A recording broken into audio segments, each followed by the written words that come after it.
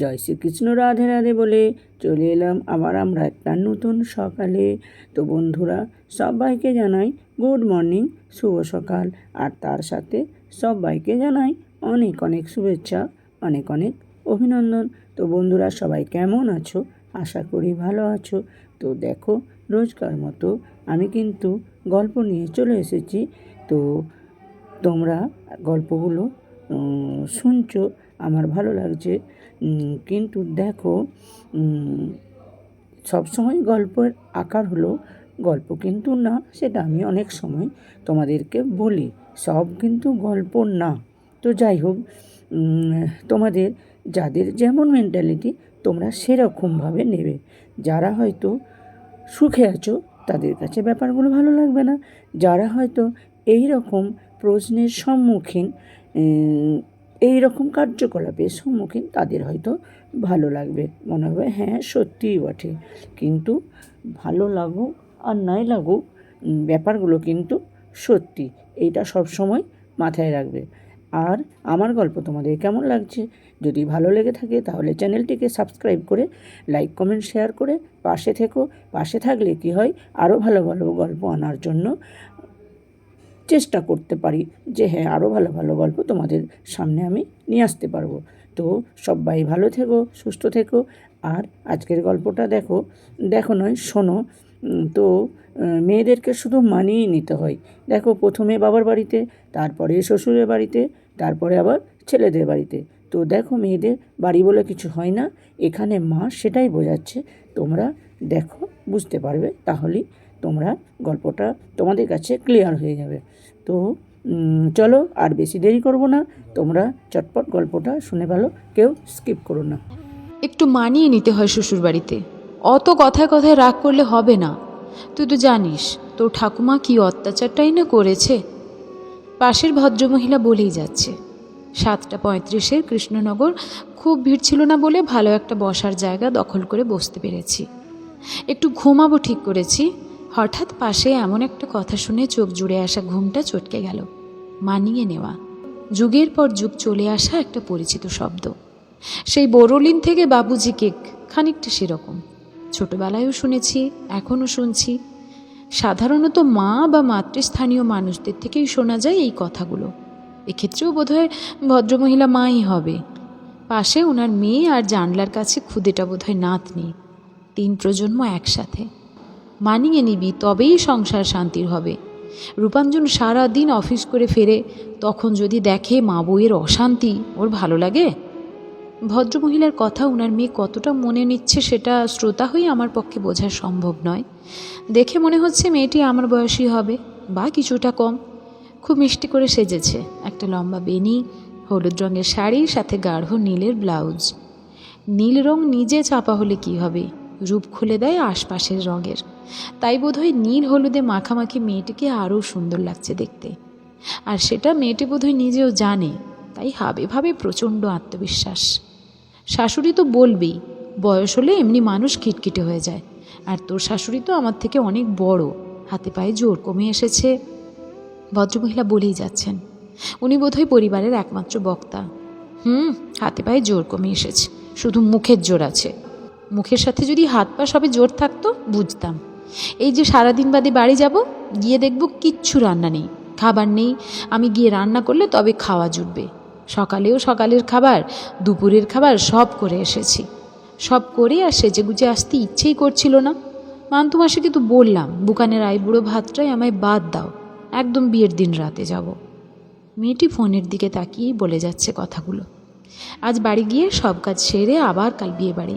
ছেলে মা কারোরই রান্নার লোকের রান্না পছন্দ না, আসলে বউ খাটলেই খুশি। অভিমানী গলা মেয়েটার। এটা তো করতেই হবে, আর রান্নার লোকের রান্না খাওয়া কি ভালো? আর তুই তো বাড়িতেই থাকিস। ভদ্রমহিলার কথাই আমি বাধ্য হয়ে সরাসরি তাকালাম। বোঝার চেষ্টা করলাম সৎ মা কি। সেটাই তো ভুল করেছি চাকরিটা ছেড়ে। কি বলো তো, দিনের শেষে কখনো আমারও ইচ্ছে করে অন্তত একটা দিন শুয়ে বসে থাকতে। মেয়েটির মুখ কিন্তু নিচের দিকে, মোবাইলে আটকানো, কিন্তু মাকে উপেক্ষা করছে না। সব কথাগুলো মন দিয়ে শুনে উত্তর দিচ্ছে। মনে রাখবি, ওটা তোর সংসার, আর সেটা আগলে রাখার দায়িত্ব তোর।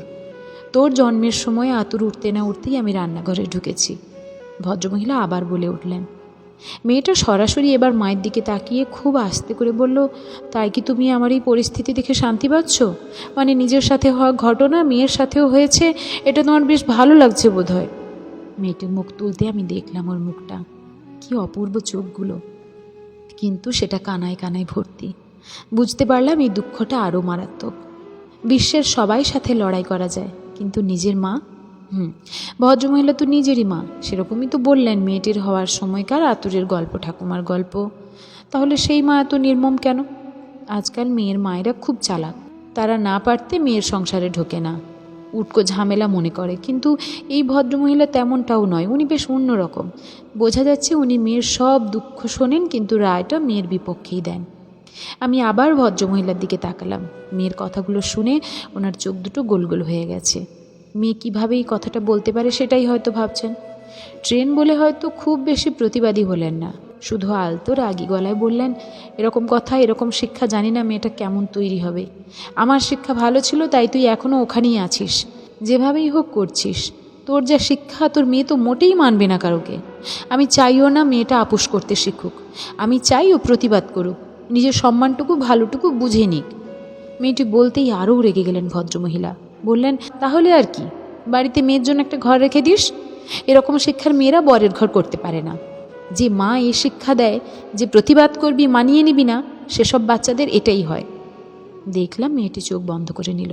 তারপর মাকে বলল, হিসেব করো, 500 টাকা নাচে, 300 টাকা ক্যারাটে, 5000 টাকা স্কুলে, 300 টাকা আঁকা, তারপর সুইমিংটা এককালীন তাই বাদ দিলাম।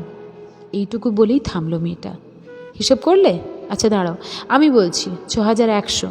মেয়ে সবে ক্লাস 2, যতদিন যাবে এটা বাড়তে থাকবে। এবার বলো, এতগুলো টাকা খরচ করে মেয়েকে মানুষ করছি মানিয়ে নেওয়ার জন্য?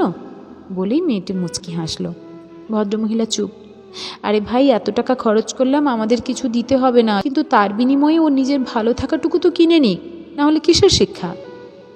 খরচ কিন্তু আমরাও করেছি তোর জন্য, মাস্টার্স এমনি এমনি হোসনি। বুঝলাম ভদ্রমহিলা প্রসঙ্গ বদলে জেতার চেষ্টা করছে। আমি কৃতজ্ঞ তার জন্য। অনেক খরচা করেছো, শিক্ষিত করেছো, কিন্তু আসল শিক্ষাটুকু দিতে পারোনি। মেয়েটি আরেকবার তাকালো মায়ের দিকে। না, আর জল নেই চোখে, বরং অনেকটা আগুন আছে তাতে। মা, কিসের শিক্ষা বলতে পারো, যদি আত্মরক্ষাই না হলো? না, আমার শ্বশুরবাড়ির কেউ আমার গায়ে হাত তোলে না, কিন্তু মানসিকভাবে আমি ভালো নেই মা। আরও খারাপ লাগে যখন তুমি আমায় বলো মানিয়ে নে। আবার গলাটা ধরে আসছে মেয়েটা। মা, জায়গাটাই যে বড্ড আবেগপ্রবণ জায়গা। মা, তুমি চাও আমি ভালো থাকি, সুখে সংসার করি, মিমি দিদির মতো ডিভোর্স না হয়, কিন্তু এটা কি বেঁচে থাকা? বলেই উঠে পড়ল মেয়েটা। তারপর জানলার পাশে বসা বাচ্চা মেয়েটাকে টেনে এগিয়ে গেল। আরে সবে তো বেলঘরিয়া, ভদ্রমহিলা বললেন। মেয়েটা বলল, আমি আগরপাড়া নেমে অটো নিয়ে নেব, তুমি সাবধানে সোদপুর নেমে যেও। তোর তো সোদপুর নেমেই কাছে হতো, ভদ্রমহিলা বললেন। ঠিকই, কিন্তু মেয়েটি ততক্ষণে এগিয়ে গেছে নামবে বলে। ভদ্রমহিলার মুখখানি লাল, দেখে মনে হচ্ছে উনি বেশ কষ্ট পাচ্ছেন। মেয়ের দুঃখে কষ্ট পেয়েছেন উনি, কিন্তু সেটা মনে আনেননি বা মেয়েকে আশকারা দেননি, পাছে মেয়ের সংসার ভেঙে যায়, মেয়ে আবার ফিরে আসে। কি জবাব দেবেন উনি? সবাই তো মেয়েকে অশিক্ষিত বলবে। ওনাকে দেখে আমার সেরকমই মনে হলো। ইচ্ছে হচ্ছে বলি, কাকিমা চিন্তা করবেন না, মেয়েকে দারুণ শিক্ষিত করেছেন। মানিয়ে তো ততক্ষণ নেওয়া যায় যতক্ষণ ক্ষমতা থাকে। সংসার মানে সবার আপোষ করা, ব্যক্তিবিশেষে নয়। কিন্তু সাহস পেলাম না, কারণ উনি ওনার জায়গা থেকে নড়বেন না, পাছে হেরে যান। এটাই কথা, সংসার মানে হার জিত নয়, বরং মিলেমিশে মানিয়ে নেওয়া।